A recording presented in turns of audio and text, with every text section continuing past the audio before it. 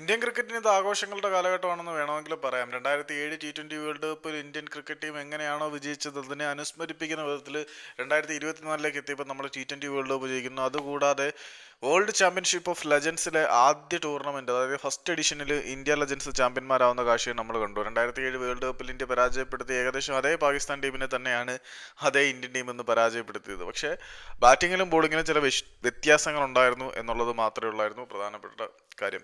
157 runs എന്ന വിജയലക്ഷ്യം പിന്നിട്ട് ഇന്ത്യ കളിക്കാൻ ഇറങ്ങി. 20ാമത്തെ ഓവറിലാണ് ഇന്ത്യക്ക് ആ വിജയം പിടിച്ചെടുക്കാൻ കഴിഞ്ഞത് എന്നുള്ളതാണ് ഏറ്റവും പ്രധാനപ്പെട്ട കാര്യം. അവസാന നിമിഷം ഇന്ത്യക്ക് വേണ്ടി വിജയത്തിനായി ക്രീസിൽ നിന്നത് നമ്മുടെ യുവരാജ് സിംഗ് ആണ്. അമ്പാട്ടി റായിഡു ആണ് ഇന്ത്യക്ക് വേണ്ടി ഇന്ന് ടോപ്പ് സ്കോററായി മാറിയത്. 30 പന്തുകളിൽ നിന്നും 50 റൺസ് നേടി അമ്പാട്ടി റായിഡു ഇന്ത്യക്ക് വേണ്ടി ഹാഫ് സെഞ്ചുറി അടിച്ചു. അവസാനം യൂസഫ് പഠാന്റെ മികച്ച ഇന്നിംഗ്സ് ഇന്ത്യയെ വിജയത്തിലേക്ക് എത്തിച്ചു എന്ന് പറയുന്നതായിരിക്കും ശരി. 16 പന്തിൽ നിന്നും 30 റൺസ് യൂസഫ് പഠാൻ അടിച്ചെടുത്തു. 3 സിക്സും 1 4ഉം യൂസഫ് അടിച്ചു. ഗുർക്കിരത് സിംഗ് 34 റൺസ് എടുത്തു.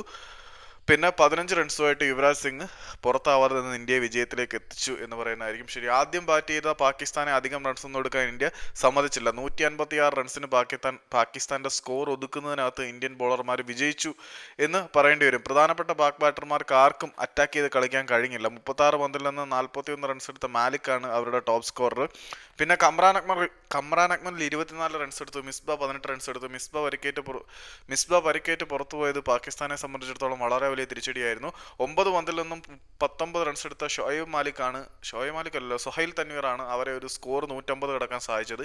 ഇന്ത്യക്ക് വേണ്ടിയിട്ട് അനുരീത് സിംഗ് 3 വിക്കറ്റ് വീഴ്ത്തി. ഇർഫാൻ പത്താൻ, വിനയ് കുമാർ എന്നിവർ 2 വിക്കറ്റ് വീതം വീഴ്ത്തി. ഇതിന്റെ ഇടയിൽ യൂനിസ് ഖാന്റെ വിക്കറ്റ് എടുത്തിട്ടുള്ള ഇർഫാൻ പത്താന്റെ സെലിബ്രേഷൻ കിടിലൻ ബോളിംഗ് ആണ്. പിന്നെ വിനയ് കുമാർ ഇടയ്ക്ക് അഗ്രസീവ് ആവുന്ന കാഴ്ചയൊക്കെ കണ്ടു. എന്തൊക്കെ പറഞ്ഞാലും ലെജൻസ് എഡിഷനിലും ഇന്ത്യക്ക് ചാമ്പ്യൻ ആവാൻ കഴിഞ്ഞു എന്നുള്ളത് ചില്ലറ കാര്യമൊന്നുമല്ല. ഇന്ത്യൻ ക്രിക്കറ്റിന് മൊത്തം വൈബ് സമയം തന്നെ.